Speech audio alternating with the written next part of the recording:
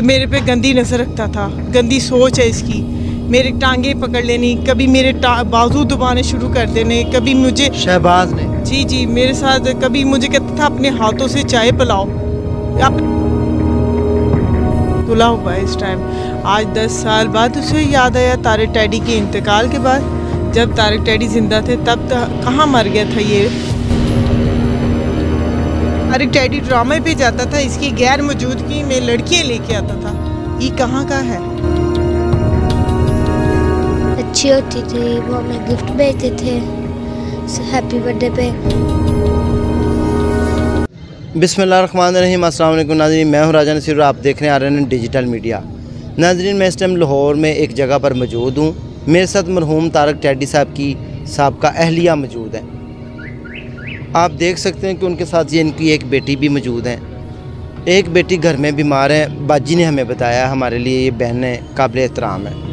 इन्होंने हमें बताया कि दूसरी बेटी बीमार है। बेसिकली ये कल से सरापा एहतजाज है लाहौर में कि जो हमारे फंडामेंटल राइट्स हैं, जो हमारा हक़ है, इन बेटियों का हक़ है, वो इनको मिलना चाहिए। ये इसलिए सरापा एहतजाज है। नाज़रीन, आपने मेरी एक वीडियो में देखा होगा जिसमें सोनू ने चेलम के ऊपर तारिक टैडी के घर में खड़े होकर सोनू भाई ने चेलम के मौके के ऊपर कहा था कि इन बच्चियों का जो हक़ बनता है मैं उनको दूंगा। आज भी ये सरापा एहतजाज क्यों है? उनकी अहलिया, क्या इनको हक़ नहीं मिला? इनको हक़ किस तरह मिल सकता है? सोनू का इनके साथ क्या रवैया है? और जो शहबाज भाई ने कुछ जो है इनके ऊपर इल्ज़ामात भी लगाए थे, हम वो भी पूछने की कोशिश करेंगे। आपने मेरे साथ रहना है। अस्सलाम वालेकुम। जी वालेकुम सलाम। आप मुझे पहले अपना तारफ़ करवाएं, नाम बता दें। आसमा बात कर रही हूँ मैं।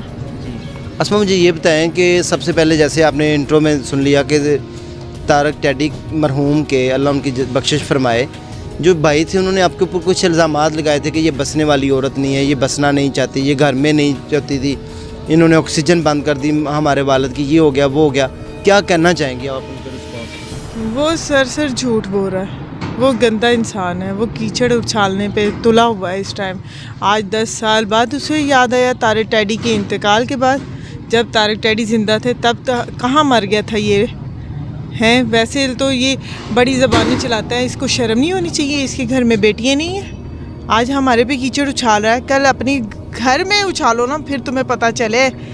किसी की बच्ची पे इल्ज़ाम लगाने पहले 10 बार सोचो। अपने गिरेबान में झाँको, तुम डूब के मर जाओ। तुम मेरे पे इल्ज़ाम लगाते हो। ये मेरे पे गंदी नज़र रखता था, गंदी सोच है इसकी।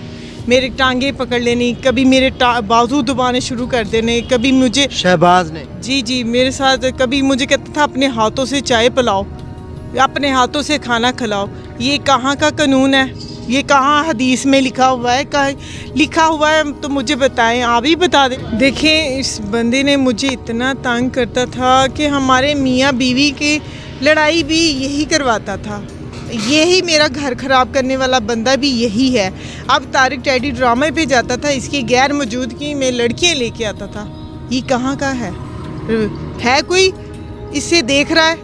किसको नहीं पता? इसने बहुत बुरा किया मेरे साथ। मुझे गिराता था सीढ़ियों से कि किसी तरह इसका बच्चा ज़ाया हो जाए, पर अल्लाह का शुक्र है मेरी दोनों बेटियां मेरे साथ हैं और मैंने 10 साल से अपनी बेटियों को गले के साथ लगाया है। आज मैं परेशान हूँ तारिक टैडी के जाने के बाद, वरना मेरा दिल नहीं करता मैं उन पे कीचड़ उछालूँ। मैंने आज तक उसने जो किया मैंने उसको माफ़ कर दिया, पर इसने मुझे इतना तंग किया कि मेरी बच्चियों पे कीचड़ उछालना शुरू कर दिया, मेरे पे गंद उछालना शुरू कर दिया। मेरे लिए यही इंसान है, इसने ही मेरा घर बर्बाद किया। कोई औरत नहीं चाहती मेरा घर ख़राब हो। कोई औरत चाहती है कि मैं इससे अपने शौहर से लदा हूँ? बताएं। नहीं, बिल्कुल भी नहीं। हर औरत चाहती है कि मेरा घर बस चे, मेरे बच्चे हैं। जब ख़ास तौर के ऊपर औलाद हो जाती है, नेक नरीना औलाद अल्लाह अता फरमा देता है, हर औरत की ख्वाहिश होती है कि मैं अपने घर में खुशहाल रहूँ। जी बिल्कुल। मेरी देखिए, जब बेटियाँ पैदा हो गई थी मैं तब भी नहीं चाहती थी मेरी तलाक हो। इन्होंने मुझे फ़ोन किया, तू नहीं घर बसाना, मैं तेनू तलाक भेज दूँ। ये शहबाज और नवाज़, इन्होंने मुझे फ़ोन किया, मेरे शौहर ने नहीं मुझे फ़ोन किया। इनका हक़ बनता है, मुझे कर रहे हैं कि मैं तो तलाक दिलवाता हूँ। इन्होंने सुबह ही मुझे डिवोर्स के पेपर भेज दिए। मेरी बेटी अभी 1 माह की हुई थी, मैंने आना था घर वापस। तारक डैडी की मेरी बात होती है आज भी, उनको अल्लाह मियाँ जन्नत फरदौस में आला मकाम दे। वो जब तक डिवोर्स हो चुकी उसके बाद फ़ोन पे राब्ते थे बच्चियों के। मेरे साथ भी अक्सर बात होती थी बच्चों के मामले की वजह से। अगर वो तारक डैडी जैसा भी था इनका बाप था, ठीक है, इनके बाप से मैंने कभी लैदा नहीं किया। वो जब कहते थे एक फ़ोन करते थे ना मिलना है, तो मैं ही मिलाती थी रोडों पे जहाँ कहते थे। मेरे पास सारी वीडियो हैं। मैं अगर बाहर खड़ी होती थी मेरी बेटियाँ ही मिलती थी तारक डैडी से। मेरे पास उनकी सारी रिकॉर्डिंग मौजूद है और वीडियो भी मौजूद है। अगर मैंने वीडियो और रिकॉर्डिंग नहीं चलाई, मैंने क्यों? वो तारक डैडी इनका बाप था। किसी के पूछने से नहीं मिलना था, किसी के कहने से नहीं मिलना था। आज ये खड़े होकर तमाशे लगा रहे हैं, वो बाप और बेटी के रिश्ते को बदनाम कर रहे हैं। शर्म करो, डूब मर जाओ तुम शहबाज। तुम्हें इन बच्चियों के लिए गैरत नहीं आई, इनके हक के लिए। इनके आज तुम खड़े होके उनके घर पे कब्ज़ा करके उन पर रंग रलियाँ कर रहे हो। डूब के मर जाओ, तुम्हें शर्म होनी चाहिए। इन बेटियों का हक है, मैं इन बेटियों के हक के लिए खड़ी रहूँगी हर जगह पे, और मैं इनको छोड़ूंगी नहीं सफ़ा मरवा को। बहना मुझे आप ये बताएं कि सोनू ने तारक डैडी के चिल्म के मौके के ऊपर हमारे वीडियो में ऐलान किया था कि हम इनको बच्चियों को इनका हक देंगे। क्या उन्होंने आपसे रब्ता किया है? मेरे साथ किसी ने नहीं रब्ता किया, ना शहबाज ने। शहबाज का तो हक ही नहीं बनता, ठीक है। मैं ना उससे बात करना चाहती हूँ, ना मैं उससे मिलना चाहती हूँ। मेरा उससे कोई वास्ता नहीं है, क्योंकि तारक डैडी से ही था जो इनका बाप था। उसके बाद हमारा किसी से कोई लेन देन नहीं, किसी से कोई वास्ता नहीं है। अगर सोनू बेटा था, मेरे लिए भी वो बेटा है, इनका भाई था, उसका हक बनता था कि 3 माह हो गए, 3 माह से ऊपर हो गए। क्या तारक डैडी की ये बेटियाँ नहीं थी सोनू?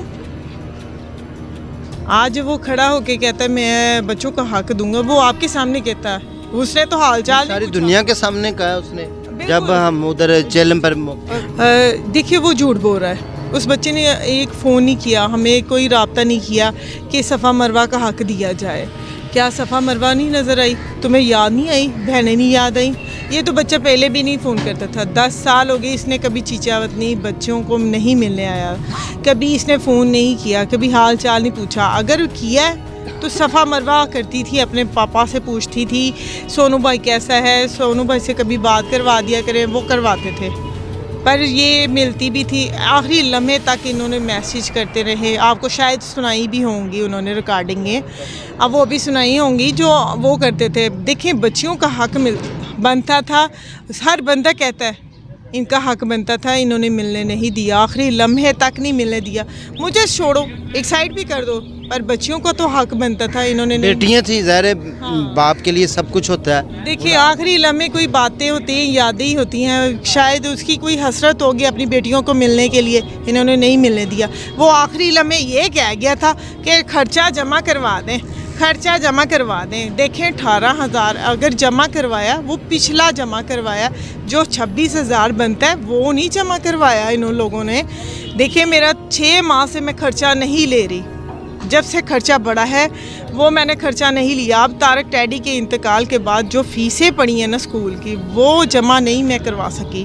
मेरे लिए इतना मुश्किल हो गया कि मैं कैसे पूरा करूं, बच्चियों के खर्चे पूरे कैसे करूं। आज के हालात इतने हो गए ज़्यादा कि बच्चियों का मुश्किल खर्चा करना मुश्किल हो गया मेरे लिए। इसलिए मैं आवाज़ उठाती हूं कि मेरी बच्चियों का हक दिया जाए, मैं इनकी स्टडी जाहिर करूं, ये पढ़ सके।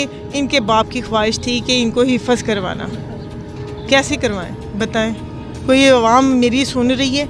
मेरी बच्चियों के हक के लिए आवाज़ उठाएं प्लीज़, मेरा साथ दें। बड़े लोग मुझे देख रहे हैं, तारक डैडी से मोहब्बत करते हैं। तारक डैडी पूरे पाकिस्तान का सुपरस्टार एक्टर था। नाज़रीन, तारक डैडी मरहूम की बेटी मरवा मेरे साथ मौजूद है। हम इनसे भी गुफ्तगू करते हैं कि अब आपकी ज़िंदगी कैसे गुजरी है, पापा के साथ ज़िंदगी कैसे थी, हम इनसे जानने की कोशिश। अस्सलाम वालेकुम। वालेकुम। बेटा मरवा, आप मुझे बताएं कैसी ज़िंदगी गुजरी है, क्या प्रॉब्लम्स हैं, कैसी होती थी पापा के साथ लाइफ? अच्छी होती थी, वो हमें गिफ्ट भेजते थे हैप्पी बर्थडे पे, वो हमारे लिए कपड़े और बैग भेजते थे। तो याद आती है पापा की? यस। कितने याद करती हैं? 24 घंटे? यस, बहुत ज़्यादा। कभी कब्रिस्तान में गई हैं कब्र पे? यस उनकी दुआ दो करने बारी के लिए। गए- 2 बारी गए थे। 2 बार गए। जी नाज़रीन, वालिदैन बेटियां जो होती हैं ख़ुसूसी तौर के ऊपर वालिद के लिए जान निछावर करती हैं, इसमें कोई शक नहीं। बेटे नहीं पूछते, लेकिन बेटियां जो होती हैं वो ज़्यादा पेरेंट्स और ख़ुसूसन वालिद के साथ उनका ख़ुसूसी मोहब्बत और प्यार होता है। चाहे कोई भी हो, वो कहते हैं पेरेंट्स के लिए सब के लिए बराबर होते हैं, और ख़ास तौर के ऊपर छोटी मासूम बेटियों को उनके हकूक़ मिलने चाहिए। एक खून होने के नाते, अपना होने के नाते सोनू को भी ख्याल करना चाहिए, और तारक भाई मरहूम के घर वालों को भी ख्याल करना चाहिए कि इन बेटियों को जो इनका हक राइट बनता है उनको ज़रूर मिलना चाहिए। शहबाज भाई ने इनके ऊपर ये भी इल्ज़ाम लगाया था कि शहबाज साहब के वालिद साहब का जो ऑक्सीजन का सिलेंडर चल रहा था तो इन्होंने जाके बंद कर दिया था।